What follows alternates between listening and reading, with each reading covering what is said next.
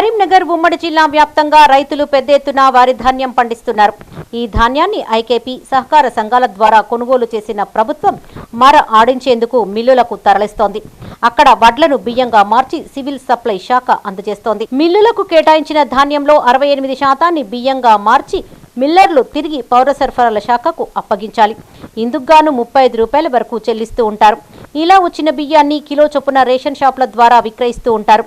ఉమ్మడి కరీంనగర్ జిల్లా వ్యాప్తంగా సుమారు 500కు పైగా రైస్ మిల్లులున్నాయి. వీరిలో అత్యధిక శాతం మంది సక్రమంగా బియ్యం అందిస్తున్నప్పటికీ కొందరు మిల్లర్లు మాత్రం కొర్రీలు పెడుతున్నట్టు తెలుస్తోంది. దీంతో ఆయా మిల్లుల నుంచి బియ్యం రికవరీ కోసం అధికారులు తనిఖీలు నిర్వహిస్తున్నారు.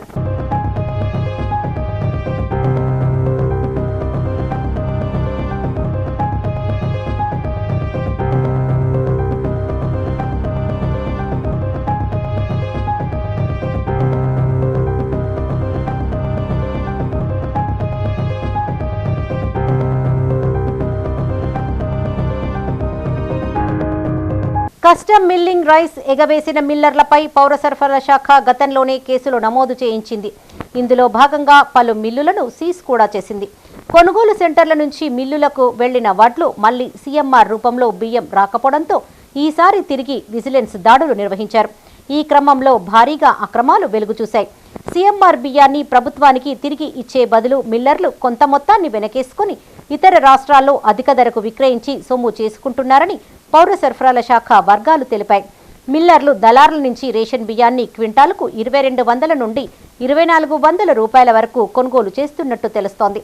రేషన్ బియ్యాన్ని బ్రోకర్లు ప్రజల నుంచి కిలో 10 రూపాయల చొప్పున కొనుగోలు చేసి ఈ బియ్యాన్ని మిల్లర్లకు విక్రయిస్తూ ఉంటారు. రైసు మిల్లర్లు ముందే ప్రభుత్వానికి ఇవ్వాల్సిన బియ్యాన్ని బయట అమ్ముకొని రేషన్ దుకాణాల ద్వారా వచ్చే బియ్యం తక్కువ ధరకు కొని సర్కారుకు అప్పగించేందుకు ప్రయత్నిస్తున్నారు. ఇదంతా రీసైక్లింగ్ దందా. ఈ దందాను గుర్తించిన సివిల్ సప్లై అండ్ విజిలెన్స్ అనేకసార్లు రైడ్స్ జరిపి అనేక అక్రమాలను బహిర్గతం చేసింది. తాజాగా హుజరాబాద్, జమ్మికుంట ప్రాంతాల్లోని కొన్ని రైస్ మిల్లుల్లో దాదాపు 2,66,000 క్వింటాళ్ల వరి మాయమైనట్లు గుర్తించారు. జమ్మికుంట మండలం కోరపల్లి శివార్లోని ఓ రైస్ మిల్లు, ఇల్లందకుంట మండలంలోని మరో రైస్ మిల్లులో ఇటీవల సివిల్ సప్లైస్ టాస్క్ ఫోర్స్ దాడులు నిర్వహించాయి.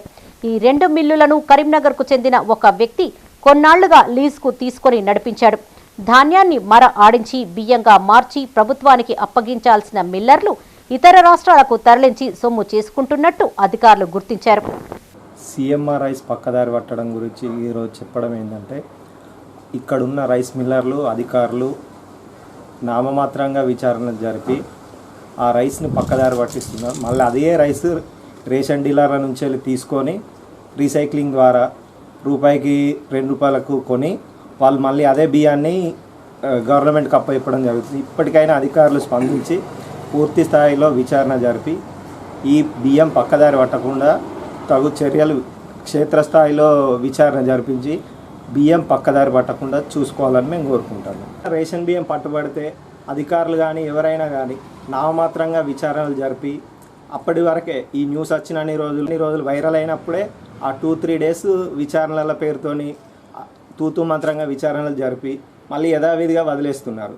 వాటిపైన ఎలాంటి కఠిన చర్యలు తీసుకోకపోవడం వల్ల వాళ్ళ అక్రమార్కులు అలానే పెరిగిపోతున్నారు. ప్రభుత్వ ఆదాయానికి గండి పడుతూనే ఉన్నది. ఎప్పటికైనా కానీ అధికారులు పూర్తి స్థాయిలో కఠినమైన చర్యలు తీసుకుంటే ఇలాంటివి అరికట్టడానికి అనుకూలంగా ఉంటుంది. కరీంనగర్ జిల్లాలోని హుజరాబాద్ డివిజన్లో శంకరపట్నం, హుజరాబాద్, జమ్మికుంట, సైదాపూర్, ఇల్లందకుంట, వీనవంక మండలాల్లో 40 వరకు మిల్లులున్నాయి.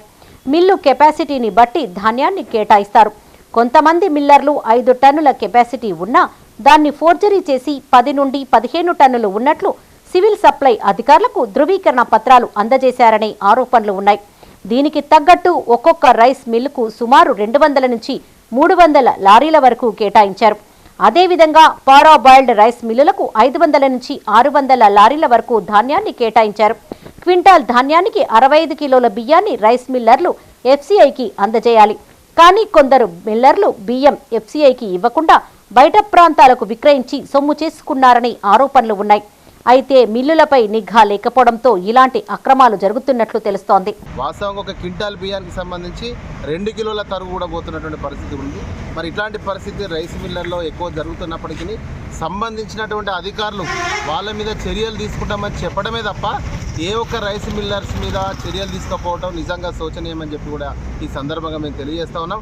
ఎందుకంటే ఇప్పుడు పీడిఎఫ్ బియ్యం సంబంధించి రైస్ మిల్లర్కి వెళ్ళి వచ్చేటప్పుడు అక్కడ తక్కువ అవడం, అదేవిధంగా ఇక్కడికి గోదాంకి వచ్చిన తర్వాత లేటుకి ఇవ్వటం, దీనివల్ల ప్రజలు చాలా ఇబ్బంది పడుతున్నటువంటి పరిస్థితి ఉంది. ఎవరైతే రేషన్ కార్డుదారులకు సంబంధించి కానీ ఎవరైతే డీలర్ సంబంధించి కూడా కానీ వాళ్ళ జేబులకి వెళ్ళి పెట్టుకోవాల్సినటువంటి పరిస్థితి కూడా ఏర్పడుతుంది. కాబట్టి ఖచ్చితంగా రైస్ మిల్లర్స్ ఎవరైతే ఉన్నారో ఒక్కొక్క బ్యాగ్కి సంబంధించి 2 కిలోలు తరుగు తీసి అంటే 2 కిలోలు తగ్గించి తీసుకుపోవటం వల్ల గోదాం వాళ్ళు కూడా మాకు గట్టనే వచ్చినాయని చెప్పేసి వాళ్ళు కూడా ఇవ్వటం వల్ల ఇక్కడ ఎవరైతే రేషన్ డీలర్స్ ఉంటారో వాళ్ళు కానీ తీసుకునేటువంటి పబ్లిక్ కానీ నష్టపోయేటువంటి పరిస్థితి కూడా ఉంది. కాబట్టి ఖచ్చితంగా దీన్ని దృష్టిలో పెట్టుకొని రైస్ మిల్లర్స్ మీద సంబంధించినటువంటి అధికారులు ప్రత్యేకమైనటువంటి దృష్టి పెట్టి భవిష్యత్తులో ఇలాంటి పరిస్థితులు రాకుండా చూడాల్సినటువంటి బాధ్యత వాళ్ళ ఆ అధికారుల మీద ఉందని చెప్పి కూడా ఈ సందర్భంగా మేము తెలియజేస్తాం. కరీంనగర్ జిల్లాలో సాగుతున్న కస్టమ్ మిల్లింగ్ బియ్యం దందాపై అధికారులు దృష్టి సారించాల్సిన అవసరం ఉంది.